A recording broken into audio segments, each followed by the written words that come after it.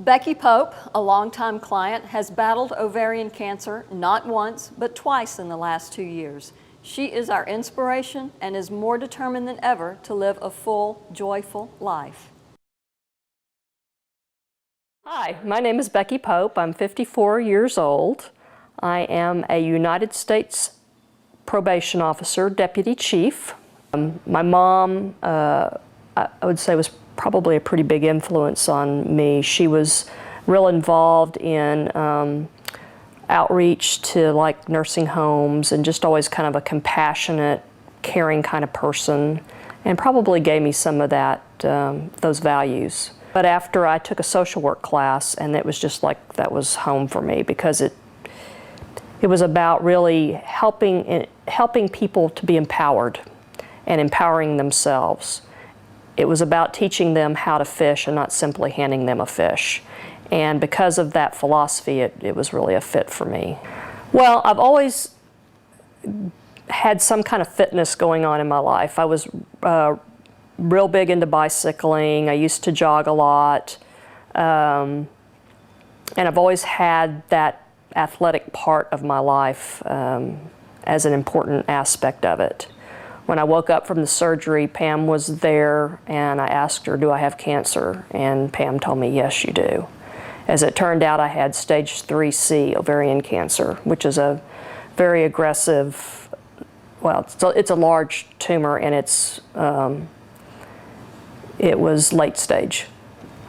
While I was in the hospital, I met my oncologist who had performed the surgery. Her name is Terry Postilnick. And she came into the room, and she sat on my bed, and she held my hand, and I asked her, am I going to die from this? And she looked me in the eye, and she said, no, you don't have to die from this. Actually, I recovered very quickly from my surgery, primarily because of my fitness level. They were pretty amazed how quickly I was able to get up and walk and recover. So, I was cancer-free for 18 months, and then in September of 2010, I found out that the cancer had returned.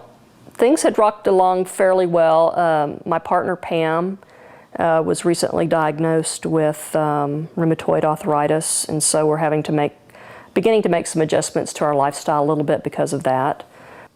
Even having been diagnosed with stage 3 ovarian cancer, I have joy in my life. And it was really important for me to share that joy. I guess I have that sort of a little bit of warped sense of humor. Gary Larson is one of my favorite cartoonists, and I kind of think of the world in many of the same ways he does. Actually, I had a scar that ran up my belly, and so I decided that I was going to put a zipper tattoo on that. So I did that, and so when she's doing my exam, she pulls my gown open to palpitate, and there's the zipper, and that really kind of cracked her up.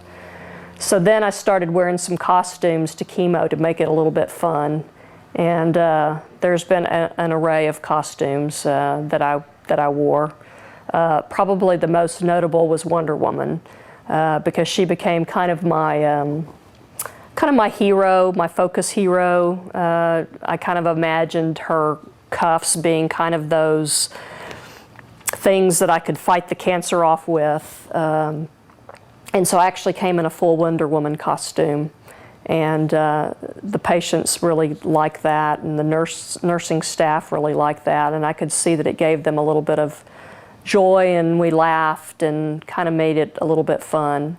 And so that started kind of the whole trend, and every time I've been in for an examination or had to go to chemo, I wore some kind of costume.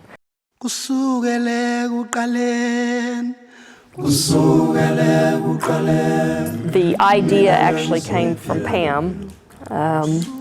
She does all kind of blogs, and she found on one of her blogs that there is a fella by the name of Macon Dunnigan, who lost his wife some years ago to ovarian cancer, and every September he does a walk or a hike up Mount Kilimanjaro, and they basically summit on what they call Teal Day in recognition of ovarian cancer, and the funds that he raises goes for ovarian cancer awareness.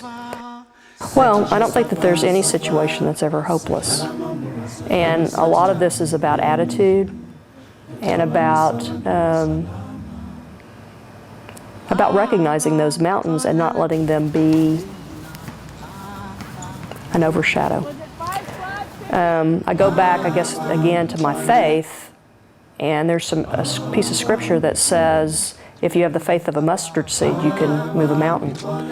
And so I truly believe that, and we all have mountains in our lives. But I think that in order to climb a mountain, you've got to prepare for that journey.